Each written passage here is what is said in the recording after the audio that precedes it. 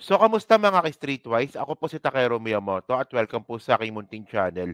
So, mga kababayan, inassemble na po ni Sara Duterte yung kanilang troll farm. Na dati naman po ay hindi niya po ito pinapansin. So, ito pakita ko sa inyo, no? So, actually mga kababayan, no, ganito po katanga itong mga bobong mga DDS vlogger. Ito po yung mga picture na dapat hindi po nila pinapublic pero pinapublic po nila. Kasi ang unang tanong ko dito, nung nakita ko 'tong mga picture na 'to, magkano? Saan galing yung pera? O, tingnan niyo 'to, oh. So, ito nakita ko 'to kay Zerby. Ewan ko, sino ba yung Zerby na 'yan 'no? So, VP Inday Sara Duterte kasama ang DDS Warriors, okey? May pag-asa ang Pilipino sa piling mo VP Inday Sara 'no. Actually, napakababa ng qualifications talaga ng mga DDS 'no. Isipin niyo, pag-asa ng Pilipinas iaasa ninyo kay Sara Duterte na isang spoiled brat, boba, mahinang kokote, mahinang IQ, mahinang EQ, hopeless, 'di ba? So, may pag-asa ang Pilipino sa piling mo BP Inday Sara. So, suporta kami hanggang dulo. Thank you OVP staff. Mabuhay ang Agila ng Davao. Mabuhay ang Pilipinas Banateros Brothers. So, yan, no. So, may mga picture dito. Nakita ko sa inyo, okay, tingnan niyo 'to, Malakihan natin. Kilala ko yung mga iba dito, eh. Okay. So, ito si Alex Nestor, si Tio Moreno. Okay, so iko-content ko 'to mamaya 'no, pagkatapos ko dito mag-upload ako ng isa. Kasi po ito po ay nabaybas po yung bahay. Adik daw, di umano. Kumbaga hindi, meron akong bidyong papakita. Mamaya, next topic natin. So, si Oli 'to, 'di ba? Si Oli 'to panot, eh. Si Cathy Buni, si sino ba 'to, si Badoy, si Judea, tsaka si Mark Lopez. O, tama 'no? Tama, okey, sige. So, ano ba 'to? Teka lang, hindi. Ito napansin ko lang 'no, ano ba 'to, panot ba 'to? So, panot panot pala yung likod ni Cathy Buni? Kasi kulay green, eh, ano, ewan ko lang, So, by the way, bukod diyan, ito pa yung mga picture nila. Okey, okey, okey, hindi ko 'to kilala kung sino-sino 'tong mga 'to. Okey, siyempre kilala ko si Bisdak. Si Bisdak, andito si Old School 'no, si Old School Baduy nandiyan. Okey, si Judea, Mark Lopez, whatsoever. Bakit wala si Badong 'no? O ito mas malinaw. Okey. So ito po yung troll farm ni Sarah. Teka lang, hindi ko malakihan natin. Yan, okey. So, wala, hindi ko talaga kilala yung iba dito. Okey. Wala si Lorraine Badoy, wala, eh. Si Cathy Binag, wala 'no, wala si Badong Arateles 'no. Actually 'no, alam niyo, yung pinakakawawang DDS vlogger na napansin ko, si Badong. Ni minsan hindi sila sama sa mga event ng mga Duterte. So ito, kaya ngayon. So ito mga ka-Streetwise, ito yung sinasabi ko sa inyo. Dati po, wala pong pakialam si Sarah diyan sa mga vlogger na 'yan. Ngayon lang po niya, inassemble yang mga 'yan kasi kailangan niya. At mga kababayan, alam naman po natin kung anong ugali meron si Sara Duterte. Bumibili po 'yan ng loyalty. Oh, tulad ng ginawa niya po sa DepEd, tulad ng ginawa niya po sa OVP, tulad din po ng ginawa niya sa Davao. Kasi nga po boba. Gano'n lang kasimple 'yun, eh. 'Pag boba ka at siyempre para makakuha ka ng loyalty, bibilhin mo 'yung loyalty. So, ang tanong ko dito nung nakita ko nga 'tong picture na 'to, magkano? Saan galing 'yung pera? Kasi mga kababayan, ito, meron po kasing history si Sara Duterte na nagbibigay po ng envelope, 'di ba? At ganyan po kabobo 'tong mga DDS mga kababayan. Well, mga vlogger kayo, 'di ba? Trabaho niyo 'yang mga 'yan, trabaho niyo sumuporta sa isang politiko, 'di ba? Especially sa katulad po ni Sara Duterte at pamilya Duterte na nagbabayad po ng troll farm. So, kailangan niyo pa ba talagang i-public ito? So, siyempre 'pag ito nakita 'to ng ibang tao, ang unang tanong dito, magkano nga? So, kasi ito yung point mga kababayan, eh. So, nabalitan na po ito noong 2017.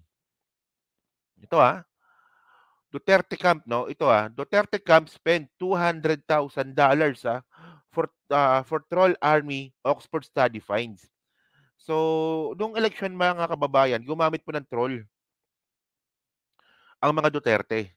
And actually, naging successful po sila do'n. Kaya nga nanalo si Digong, eh, 'di ba? Pero ito yung pagkakaiba, eh, yung pagkakaiba. So ngayon, kung mapapansin niyo nga po sa internet, wala kayong makikitang masyado na sumusuporta kay PBBM.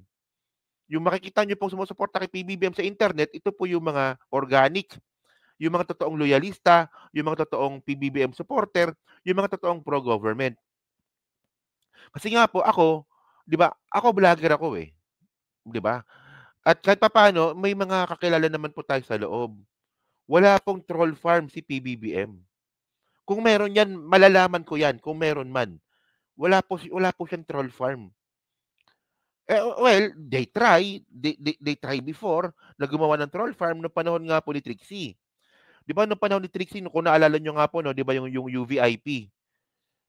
Ako naniniwala ako na yung UVIP po na binuo dati ni Trixie at saka ni Vic Rodriguez, ito po ay para sa troll farm.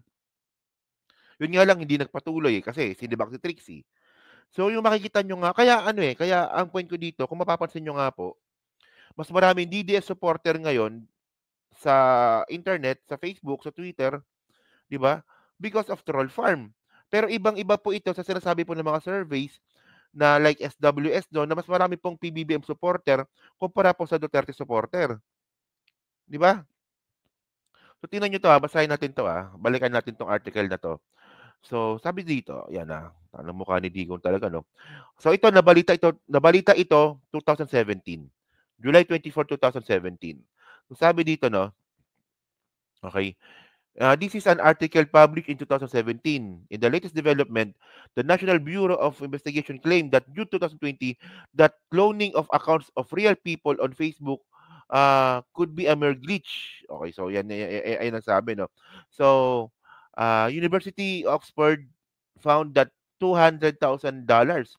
So, ibig sabihin nito, 10 milyong piso po ang ginastos ni Duterte para po sa kanyang, 'di ba, was spent to hire trolls who would spread propaganda for President Rodrigo Duterte and target his opposition. So kaya naman pala mga kababayan dati nung panahon ni Digong, ito napansin ko lang talaga ito, eh, nung panahon ni Digong, eh. Kapag kayo po ay nag-comment lang dun po sa balita sa comment section na pag-criticize po kay Duterte, lulusubin ka ng mga troll farm. Yun pala organized pala. At malamang ito rin po ngayon ang gagawin ni Sara Duterte. Kasi nakita mo na yung picture, eh, ayan 'no. Hindi kasi ang point para saan 'yan? Hindi naman puwedeng gathering lang 'yan, eh, 'di ba? Ah, Nag-effort ang kampo ni Sara Duterte para i-gather yang mga bobong mga DDS vlogger na 'yan. Ano 'yan, para, "Hi, hello, kamusta?" Gano'n lang ba 'yan? So siyempre may venue 'yan. Magkano binayad sa venue? Magkano binayad sa pagkain? Magkano ang sobre tig-isa diyan sa mga ano na 'yan, sa mga vlogger na bobo na 'yan? Magkano sobre? Sana all. Oh, 'di ba? Ako kilala niyo naman ako taga-suporta ako ni PBBM. Ni minsan nga ni piso hindi ako nakatanggap kay ano, eh, hindi ako nakatanggap sa presidente, eh. Simula nung nanalo siya nung eleksyon, ni piso wala akong natanggap. Meron akong natanggap sa YouTube, pero rekta sa gobyerno wala. Oh, ano ba? So ngayon, continue natin yung article 'no. So sabi pa dito, okey. The study titled Troops, Trolls, and Troublemakers: A Global Inventory of Organized Social Media Manipulation. So ganyan po talaga 'no, ito po talaga yung plano ngayon, at kahit dati pa 'no, ng pamilya Duterte is to manipulate the narrative from the internet, from the social media, okay. So, actually mga kababayan, 'di ba? Sabi dito, ito malupit, eh. The study said that Duterte team of 400 to 500 cyber troops post nationalistic and pro-government comments and interact with dissents through harassment and individual targeting. Oh, 'di ba? Kasi mga kababayan, ito, ewan ko lang, press 1 nga diyan, kung nung panahon ni ito, gusto ko malaman, press 1 nga diyan sa mga Duterte critic nun, nung panahon ni Digong, nakasubukan ninyong mag-comment ng negative sa mga balita regarding kay Duterte, kukuyugin kayo ng troll farm. And then ang gagawin sa inyo, hahalongkatin po yung Facebook ninyo, hanapin yung picture ng pamilya ninyo, ng anak niyo, tapos ipo-post nila. Ang dami ko pong narinig na reklamo na ganyan po dati pa eh. At hanggang ngayon ginagawa pa rin nila ito, di ba?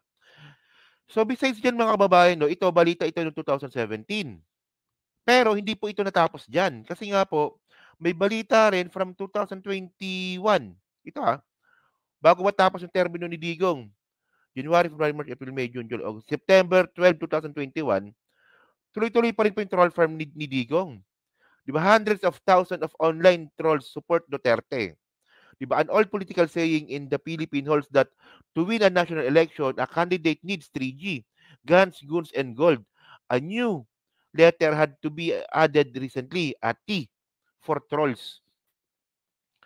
Yan. So ngayon, kung napapansin nyo nga mga kababayan na malakas po yung troll ng Duterte camp, mas lalo po itong lalakas kasi nga po, naniniwala po ako na yung meeting po na ginawa ni Sara Duterte sa mga vlogger is pagpapalakas po ito ng kanilang puwersa sa troll farm. Di ba?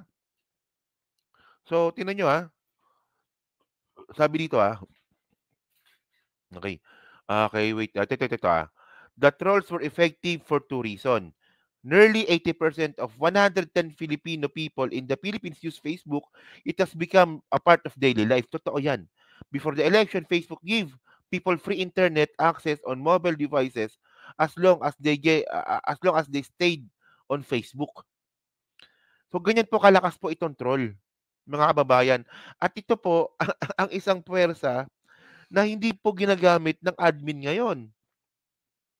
I don't know for whatever reason, hindi ko talaga alam. Kasi kung mapapansin nyo nga, no, kung may makikita po kayo dyan na mga nagko-comment na pabor sa gobyerno, kung titingnan nyo po yung kanilang account sa Facebook, is mga legit na account. Pero pagpasok po ng mga Duterte, no, yung mga taga-suporta ni Duterte, karamihan po dyan, eh, di ba? Naka-lock yung profile. Hindi totoo yung pangalan. Kung totoo man yung pangalan, walang picture. So, ayun po pagkakaiba. At saka mga ka-streetwise, no, kung naalala nyo nga po ito, meron pang pinapasang batas si Migs Nograles. Hanapin natin to Pakita ko lang sa inyo Migs Nograles, Nograles troll. So, hindi lang nakakaalam mga kababayan, ito. Ito. Ayan, meron nga dito. Yan So, kita nyo ba? Yan. So, sabi dito, troll farm are not just digital pranks. There are systematic trolls designed to deceive voters and destroy democracy. Representative Mix Nograles Almario said. So meron pong plano actually nakagawa na nga sila ng ng House Bill eh. So ito yung House Bill number House Bill number 11178. Okay. Na na pipigilan po or ipagbabawal po yung troll farm. So, actually, yung mga sinasabi dito ng mga DDS, ito daw po ay pagkitil po ng ng kanilang demokrasya.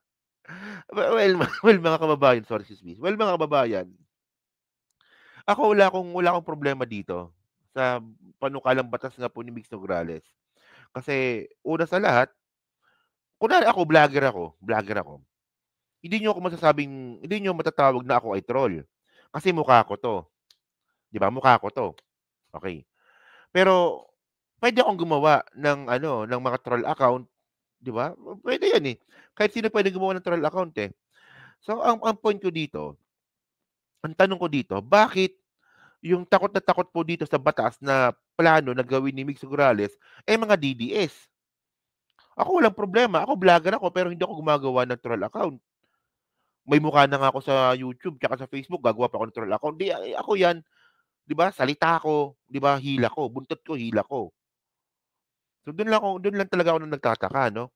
So 'yun mga kababayan 'no, kayo po ano po masasabi niyo nga po dito sa ginawang meeting po ni Sara Duterte sa mga vlogger at saka sa mga vlogger na hindi rin kilala. Kasi mas nakakatakot mga kababayan yung dito, pakita ko ulit, mas nakakatakot kasi dito yung mga hindi kilala, yung mga hindi kilala, mas nakakatakot 'yan. Kasi posibleng sila po yung troll. Yung mga vlogger na kilala ko, ewan natin, 'di ba, pero mas nakakatakot po dito yung mga hindi kilala. Kasi posible sila nga po yung troll. Bakit ka nandiyan kung hindi ka naman pala vlogger, 'di ba? Oh.